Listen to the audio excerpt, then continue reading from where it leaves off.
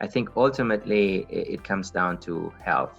To be able to be doing what you want because you are in good health, I think is a very important part of life. As an interventional cardiologist, you wear lead, which can be quite heavy, essentially every day. And at some point, it just started to be a problem for me simply because I didn't do the right training, and it caused just typical back pains and joint pains. For me, a big change was to experience, for example, yoga in a way that first, of course, I was skeptical, like many people probably are. I think once you get into something like that, like a mindfulness, whether or not it's yoga or something else, I think it helps you a lot to number one, appreciate what you have, number two, to foster what you have. And with that practice, I realized pretty quickly that